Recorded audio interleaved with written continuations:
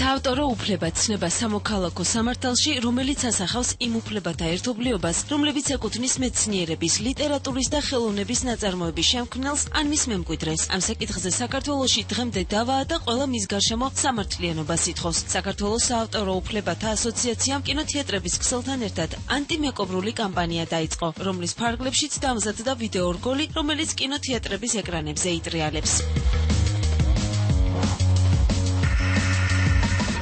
კამპანია, რომელიც ასოციაციამ დაიწყო კინოთეატრების ქსელთან ერთად, მიმართულია ინტერნეტ სივრცეში მეკობრეობის წინააღმდეგ, რომელიც სავალალოდ საკმაოდ ბევრი დიდია და აქვს სურს, რომ ხელი შეუწყოთ საზოგადოებრივი ცნობიერების ამაღლებას ამ სფეროში.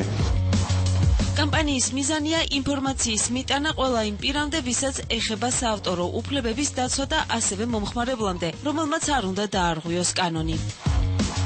დღეს კინოთეატრების ქსელი უერთდება კამპანიას საავტორო უფლებების დარღვევასთან დაკავშირებით ცნობიერების ამაღლების შესახებ და დღეიდან კინოთეატრებში ყველა სეანსის გასვლის წინ გავა კამპანია, რომელიც მიაწვდის საზოგადოებას ინფორმაციას თუ როგორ ირღვევა საავტორო უფლებები, რამდენად რატომ არის ეს დარღვევა ცუდი და რატომ უთანაბრდება ისეთ დარღვევებს, როგორიც არის მანქანის ხურდობა, როგორიც არის ტელეფონის ხურდობა და ასე შემდეგ.